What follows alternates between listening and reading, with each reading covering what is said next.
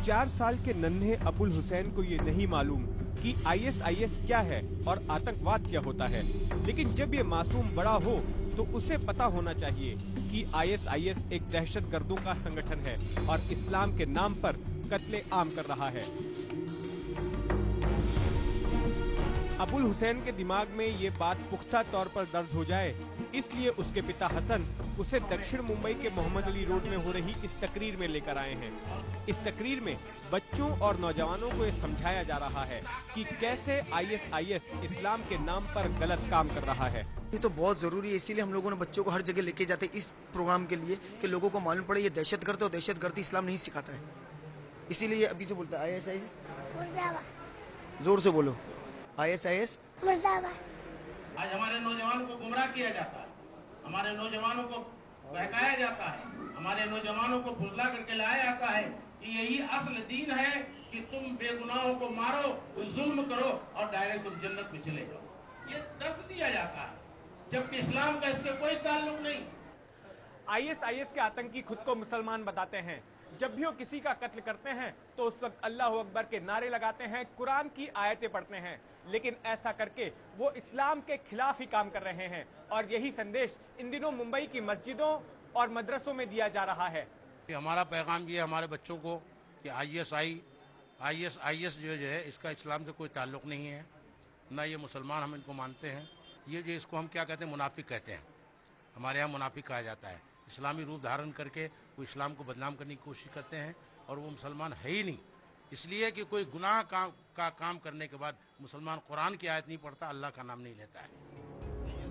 मुंबई में anti radicalisation के लिए इस जैसी तकरीरें मुस्लिम संगठन रजा एकेडमी की अगुवाई में आयोजित की जा रही हैं। तकरीरों के लिए शुक्रवार का दिन इसलिए चुना गया है क्योंकि इस दिन वे नौजवान भी जुम्मे की नमाज अदा करने आते हैं जो आम तौर पर रोजाना नमाज नहीं पढ़ते। इस मौके पर बिना ज्यादा तैयारी किए ज्यादा से ज्यादा लोगों तक आईएसआईएस के खिलाफ संदेश पहुंचाया जा सकता है। छोटे बच्चे जो है वो इतने वो हो जाते हैं कि वो जिंदगी भर बुढ़ापे तक उस चीज को, उस सबक को नहीं भूलते हैं जो बचपन में दे दिया जाता है। इसलिए हम छोटे बच्चों को खासतौर से, यानी 5 साल से लेकर के 15 साल तक के बच्चों को इसीलिए हम ये तालीम खासतौर से देते हैं कि वो आगे चल के ये जो है कॉलेजों में, स्कूलों में जाएं, मदरसों में, जहाँ कहीं भी जाए, यूनिवर्सिटी में जाए, तो इसी पैगाम को फैलाते रहें और अमन शांति का पैगाम देते रहें लोगों को। सवाल यह है कि आखिर मुस्लिम समुदाय को इस तरह की मुहिम शुरू करने की जरूरत क्यों पड़ी। हाल ही में न्यूज एजेंसी पीटीआई ने खुफिया एजेंसियों के हवाले से खबर दी, जिसके मुताबिक करीब 150 ऐसे भारतीय युवा हैं जो इंटरनेट पर आईएसआईएस के प्रोपेगेंडा में दिलचस्पी ले रहे हैं और सोशल मीडिया के माध्यम से आईएसआईएस से संपर्क करने की कोशिश कर रहे हैं। इस रिपोर्ट के मुताबिक भारत से 23 युवा इराक में जाकर आईएसआईएस से जुड़े हैं, जिनमें ज्यादातर दक्षिण भारत से हैं। मुंबई के पास कल्याण से भी 4 युवा पिछले साल आईएसआईएस में शामिल होने के लिए इराक चले गए थे। इनमें से अरीब मजीद नाम का युवक इस वक्त जेल में है, जबकि एक शख्स की इराक में लड़ाई के दौरान मौत हो गई। बाकी 2 के बारे में कोई पुख्ता जानकारी नहीं है। 4 लोगों को तो हम जानते हैं जो बच्चे कल्याण से गए हैं, और उसमें एक in the war he is passed away and one has been returned, called Arib, and 2 boys are perhaps there in Syria.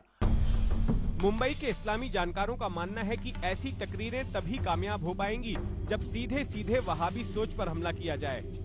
ISIS जिन भी लोगों को अपना सदस्य बना रहा है वो सभी वहाबी विचारधारा से प्रभावित हैं। वहाबी विचारधारा इस्लाम धर्म को एक कट्टरपंथी नजरिए से देखती है। इस विचारधारा को मानने वाले लोग न केवल गैर मुसलमानों से नफरत करते हैं, बल्कि उन मुसलमानों के भी खिलाफ हैं जो उदारवादी हैं और प्रगतिवादी हैं। वहाबी विचारधारा हिंसा में यकीन रखती है और दुनिया में इस्लामी आतंकवाद की सबसे बड़ी जड़ उसी को माना गया है। Has to work. आईएसआईएस न केवल भारतीय सुरक्षा एजेंसियों के लिए एक चिंता का विषय है, बल्कि कई भारतीय मुसलमान भी इसको लेकर चिंतित हैं। कोई मुस्लिम परिवार ये नहीं चाहता कि उनका बच्चा आईएसआईएस से जुड़कर गुमराह हो। ऐसे में वे सभी यही ख्वाहिश रखते हैं कि इससे पहले आईएसआईएस जैसा शैतान भारत में अपने पैर पसारे, उसे रोक दिया जाना चाहिए।